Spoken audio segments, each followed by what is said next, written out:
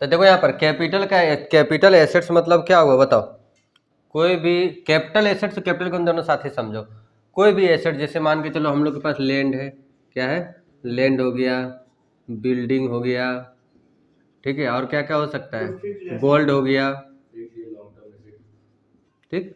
अगर ये सब एसेट्स हम लोग बेचते हैं अगर बाय चांस, और उसमें जो भी प्रॉफिट अर्न करते हो इनकम टैक्स में, किसमें इनकम जो प्रॉफिट होता है उसको क्या बोलते हैं, कैपिटल गेन, ठीक है। ये चौथा हेड है, ये फोर्थ हेड है, पता है ना।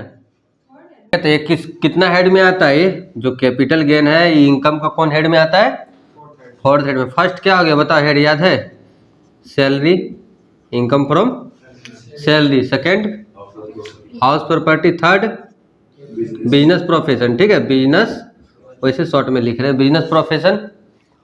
और उसके बाद कैपिटल गेन, और लास्ट में अदर सोर्सेस। देखो ये 5 इनकम हम लोग का है, income from salary, income tax में मतलब ये 5 हेड हो गया इनकम का। अच्छा और थ्योरी आगे है ना। इनकी सैलरी हो गया हम लोग का, हाउस प्रॉपर्टी हो गया, बिजनेस प्रोफेशन हो गया, कैपिटल गेन हो गया, अदर सोर्सेस हो गया। तो ये हम लोग का कितना हेड में, कितना नंबर में आ रहा है, कैपिटल गेन चौथा हेड में। तो कोई भी एसेट्स, लैंड हो, बिल्डिंग हो, प्लांट हो, मशीन हो, कोई भी अगर हम लोग एसेट्स बेचते हैं उसमें जो प्रॉफिट हम लोग अर्न करते हैं उसको क्या बोला जाता है, कैपिटल गेन। इसमें क्या नहीं आएगा, मान लो हम एसेट्स लिख दिए, जितना एसेट्स है सब कुछ लिखा जाएगा, लेकिन इसमें से कुछ एसेट्स है जो कि हम लोग का नहीं आएगा। जैसे स्टॉक इन ट्रेड, जिस चीज़ का हम लोग बिजनेस करते हैं वो अगर बेचते खरीदते हो गुड्स के अंतर्गत आता है इसमें।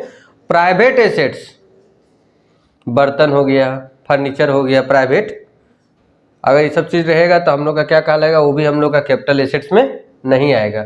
लेकिन वही ज्वेलरी रहेगा, गोल्ड रहेगा तो आएगा। को महंगा ड्राइंग है वो आएगा। कोई ऐसा पुरातत्व विभाग का अगर कोई सामान है तुम्हारे पास तो वो प्राइवेट एसेट्स है, ठीक है ना, प्राइवेट एसेट्स है, लेकिन वो कैपिटल एसेट्स भी कहलाएगा। लेकिन ज़्यादातर में क्या याद रखना बताओ, कि घरेलू संपत्ति को हम लोग कैपिटल एसेट नहीं मानते, ठीक है। लेकिन एक्सेप्शन में क्या है, गोल्ड सिल्वर हो गया, गोल्ड हो गया, तुम्हारा ड्राइंग हो गया, पेंटिंग हो गया, ये सब टॉपिक रहेगा जो महंगा हम लोग का आता है, वो सब एक्सेप्शन है, वो कैपिटल एसेट्स कहलाएगा, जबकि वो तुम्हारा प्राइवेट एसेट्स है फिर भी। इसके बाद बताओ कैपिटल गेन कितना तरह का होता है, 2 तरह का, लॉन्ग टर्म और शॉर्ट टर्म। देखो जैसे लॉन्ग टर्म दिखता है तुरंत दिमाग में ले जा 36 महीना। कितना महीना, पहले पूरा समझो, खाली 36 महीना नहीं बता रहे। जैसे कैपिटल गेन में आता है सबसे पहले समझ जाओ कि 36 महीना दिमाग में सेट कर लो कि कोई भी एसेट जो हम लोग के पास 36 महीना से अधिक है उसको अगर हम लोग बेचते हैं, ठीक है, उसको हम लोग क्या करते हैं, बेचते हैं, तो उसमें जो प्रॉफिट होता है वो हम लोग का लॉन्ग टर्म कैपिटल गेन कहलाता है। लेकिन इसमें हम लोग का एक क्या है, इसमें कुछ कुछ हम लोग का और रूल है।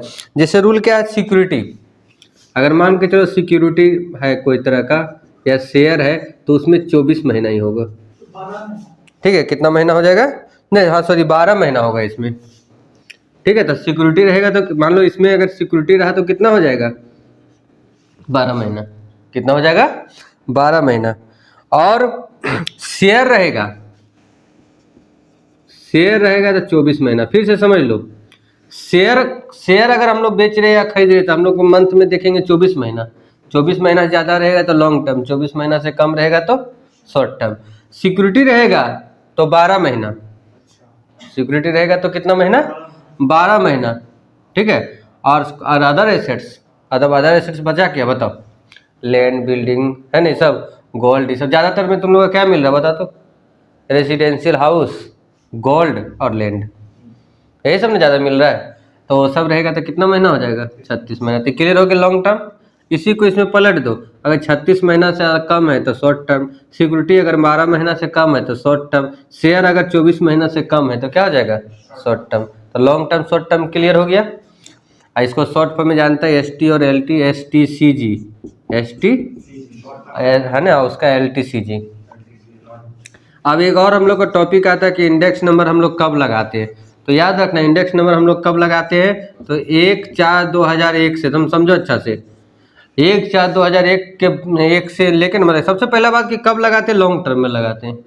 कब लगाते हैं, शॉर्ट टर्म में इंडेक्स नंबर का जरूरत नहीं है। दूसरा बात, हम लोग का जब मान के चलो कि लॉन्ग टर्म में लगाते हैं, ठीक, तो कैसे जानेंगे कि अगर मान लो हम लोग पहले एसेट्स खरीदें उसका वैल्यू क्या है, तो तुम लोग का 2001 से इंडेक्स नंबर दिया रहता है। इंडेक्स मतलब जो एसेट्स अभी हम लोग के पास, सुनो ध्यान से, जो एसेट्स अभी हम लोग के पास इतना रुपया का है, 2008 में कितना था, अभी देखो अभी का तुम लोग का 2000 कितना था, 22-23 ना, हाँ 22-23 में अगर हम लोग को एसेट्स बेच रहे तो उसका वैल्यू कितना है, 331। 2001 में उसका वैल्यू था 100, मतलब 100 का दाम अभी के राइट में कितना हो गया, 331। मतलब इंडेक्स नंबर मतलब यही होता है कि जो एसेट्स का दाम 2001 में 100 रुपया था, अभी उसका दाम कितना हो गया, 331। तो यही चीज़ हुआ कि हम लोग इंडेक्स नंबर कब लगाते थे, जब भी लॉन्ग टर्म कैपिटल एसेट्स को बेचेंगे है ना, तो उसका कॉस्ट ऑफ एक्विजिशन निकालने के लिए हम लोग क्या लगाते हैं, इंडेक्स नंबर। क्लियर हो गया नहीं। अब एक चीज़ ऐसा भी तो हो सकता है, मान लो कोई एसेट्स हम लोग के पास बहुत पुराना है, जो कि हम लोग एक्विजिशन उसका कब किए हैं, 2001 से पहले, 89 में, 90, 91, कुछ भी हम लोग खरीदे हैं, ठीक है। तो एक चीज़ याद रखना, जब भी ऐसा क्वेश्चन रहेगा तो फेयर मार्केट वैल्यू तुम लोग का दिया रहता है। क्या दिया रहता है, कब का दिया रहता है, तो 1/4/2001 का दिया रहता है। ना फिक्स है कि इसी को लेना है, लेकिन इसमें भी एक्सेप्शन है कि मान के चलो कि अगर, ठीक है, अगर 1/4/2001 का फेयर मार्केट वैल्यू, सिंपल लिखते हैं फेयर मार्केट वैल्यू, ठीक है, 1/4/2001 का फेयर मार्केट वैल्यू और 1/4/2001 के पहले का कॉस्ट प्राइस, पहले का, दोनों में जो अधिक रहेगा वही लेना है। दोनों में जो अधिक रहेगा, जानता है ना 99% में क्या अधिक रहेगा, 2001 वाला। मतलब रूल बता दिए, एक क्वेश्चन में तुम लोग का आया भी था, आया था कि नहीं आया था, हाँ आ गया था, जिसमें 1,90,000 ने कुछ था, हमको याद है जहाँ तक। तो कभी भी अगर 2001 से पहले का एसेट्स हम लोग खरीदेंगे, क्योंकि इंडेक्स नंबर तुम लोग का 2001 से दिया है, तो पहले का इंडेक्स नंबर कहाँ से लाएगा। तो देख लेना क्वेश्चन में तुम लोग का जितना भी क्वेश्चन बनाए लगभग में हम लोग का फेयर मार्केट वैल्यू दिया रहता था। अब बाय चांस नहीं दिया, जैसे पिछला क्लास में जो बताए थे, नहीं दिया रहेगा तो जो दिया है परचेज उसी को फेयर मार्केट वैल्यू मान लेंगे 1 तारीख का। 99% क्वेश्चन में तुम लोग का 1/4/2001 का जब भी पहले खरीदेंगे तो दिया हुआ रहता है मार्केट वैल्यू, ठीक। और पहले का मार्केट वैल्यू आ रही है, तब फिक्स है कि बाद का वैल्यू रहेगा तो यही अधिक रहेगा। अगर वैसा कुछ क्वेश्चन में एक्सेप्शन है तब कभी कभी 2001 से पहले वाला का कॉस्ट प्राइस ज़्यादा हो जाता है, तो उसी को ले लेना।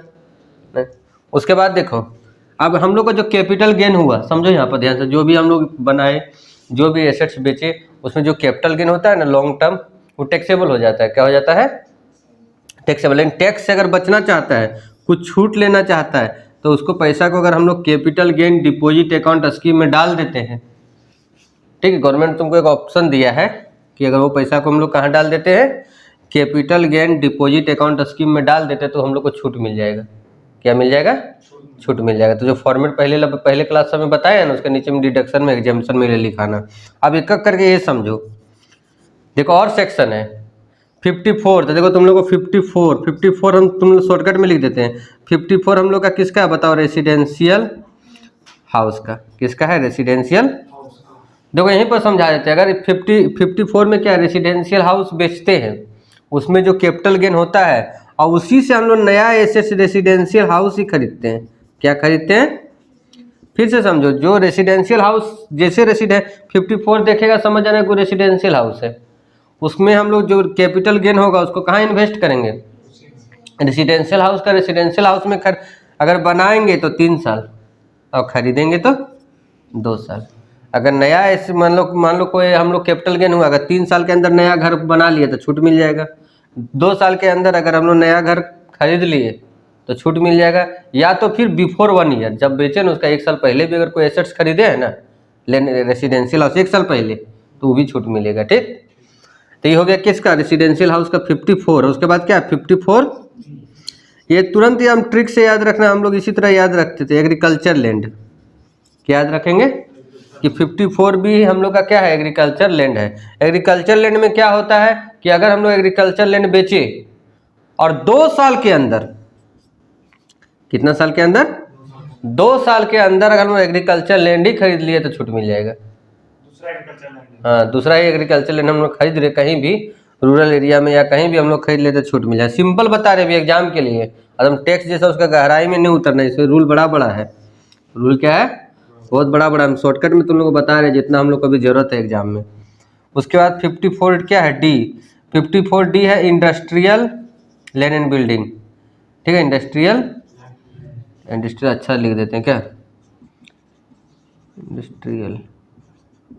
Industrial land and building. ठीक, इसमें क्या था कि अगर हम इंडस्ट्रियल लैंड एंड बिल्डिंग बेचते हैं उसमें जो कैपिटल गेन होगा, अगर 3 साल के अंदर नया इंडस्ट्रियल लैंड बिल्डिंग खरीद लेते हैं तो छूट मिल जाएगा 3 साल के अंदर, 3 साल के बाद नहीं।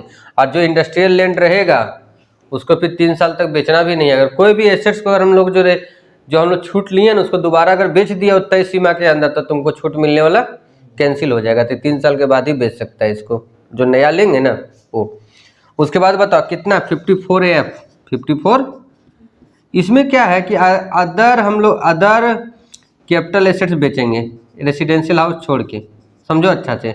अदर कैपिटल एसेट्स बेचेंगे किसको छोड़ के, रेसिडेंशियल हाउस को छोड़ के। हम शॉर्टकट में लिख रहे हैं, पहले सुनना पूरा, हम सब कुछ लिख नहीं रहे हैं, ठीक है। देखो यार, रेसिडेंशियल हाउस को हम लोग क्या करते हैं, बेच रहे हैं, अदर एसेट्स को बेच रहे हैं। मान लो गोल्ड बेच रहे हैं, ठीक है, गोल्ड ज्वेलरी बेच रहे हैं। ज्वेलरी बेच के जो कैपिटल गेन हुआ उसको हम लोग क्या करते हैं, इन्वेस्ट जो करेंगे, समझो ध्यान से, इन्वेस्ट जो करेंगे वो किस में करेंगे, रेसिडेंशियल हाउस में। फिर से समझो, 54F क्या लिखता है, रेसिडेंशियल हाउस छोड़ के अगर दूसरा हम लोग कोई कैपिटल एसेट्स बेचते हैं उसमें जो होने वाले लाभ है उसको अगर हम लोग नया एसेट्स में लगाते हैं जिसका नाम है रेसिडेंशियल हाउस, तो तुम लोग को अनुपातिक छूट मिलेगा। क्या मिलेगा, अनुपातिक, मतलब जितना कैपिटल गेन होगा ना उस रेशियो में। तुम लोग क्वेश्चन इसका बनाया हुआ है, ठीक।